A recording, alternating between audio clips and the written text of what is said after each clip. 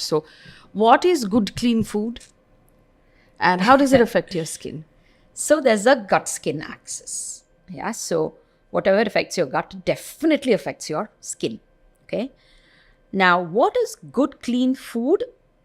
Could be a different definition depending on who you ask. But in general, good, clean food is the food that you are used to ethnically, region-wise, where you are. So your body over the time knows how to digest that. It's like I know how to operate a laser machine. Tomorrow you give me a lathe machine, I don't know what to do with it, right? Yeah. So it's what your body, your mind knows to operate. It knows to operate. So it kind of knows to operate. Two, any food that you end up taking should not be processed. When I say processed, already, for example, rice is polished. Let's Yes. say it is processed. That's minimal processing which you need to bring from growth to where you consume. But further processing, inducing chemicals into it, mixing a few things, preservatives like a cheese, Basically, as like a, close to single ingredient as we can get. yeah, single ingredient, least processing as you can get. Home food, if you can, which is great, which itself has become a rarity now. Isn't it? All of us are always doing something or going out.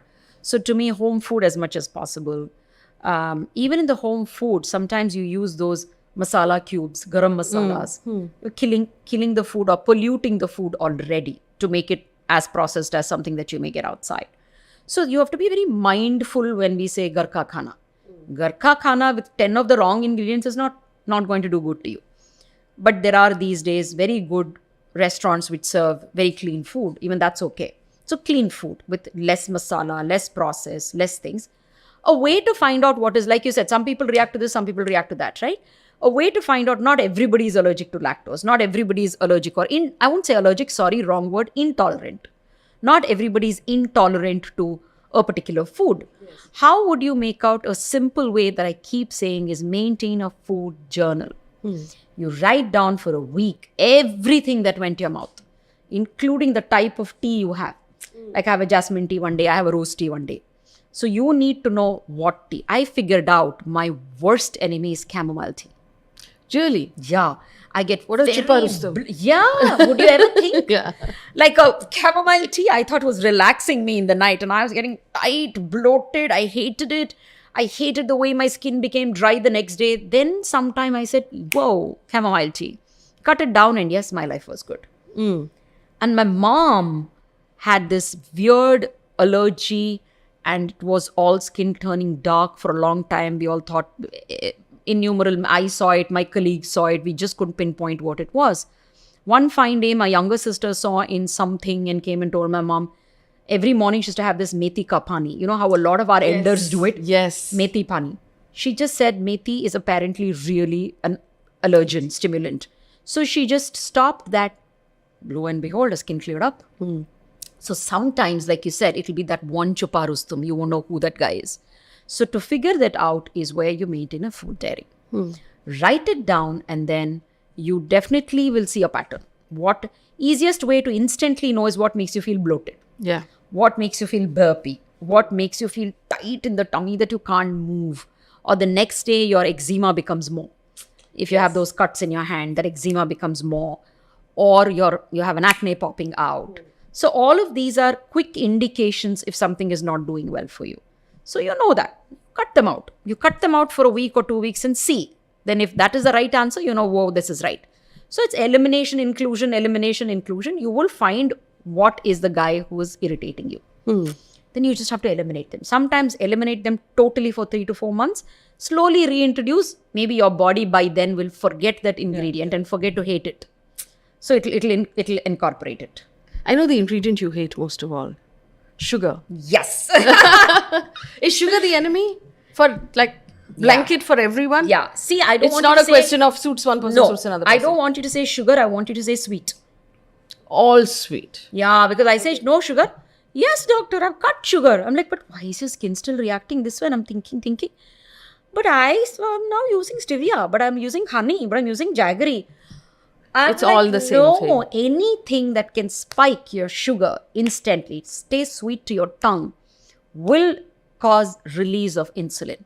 You keep spiking, insulin keeps releasing, after some time, your body doesn't know how to respond to that insulin, and insulin is now secreted sitting there. So you call it a condition called insulin resistance.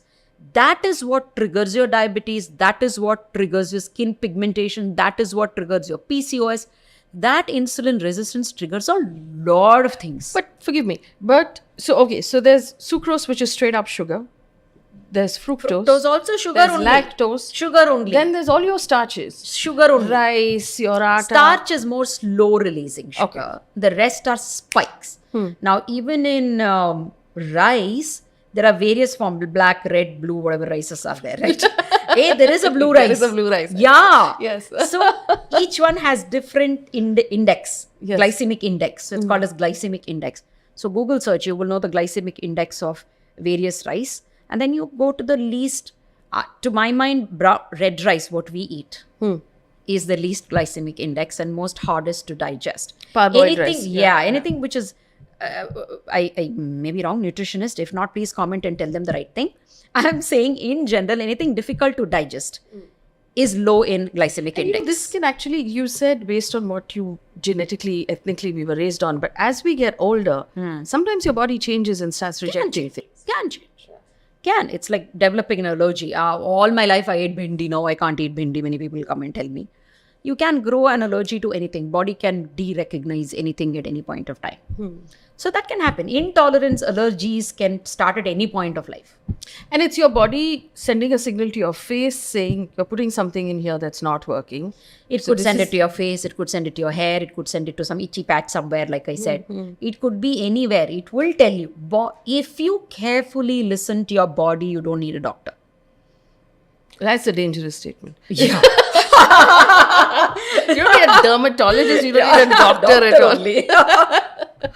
No, so I think what is all this meditation that people say? To me, you sit in the morning quietly and be one with your body. And I'm sounding like Sadhu Rashmi, but Indian Medical Association's going to get in touch. Say, please, IUDVL, don't gut me down.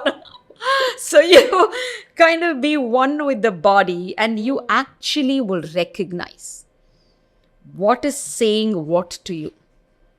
You know, your joints are aching, they are tight. You know the inflammation of your body is high. Yeah. You know either it is food or it is lack of mobility or it is some water retention. And where is water retention coming? Usually from inflammation or stasis of water in your body, because either the lymphatics are not working well or the muscle is not used, so it's not pumping it back. So you can figure out your body. So you just have to be very aware. You will know.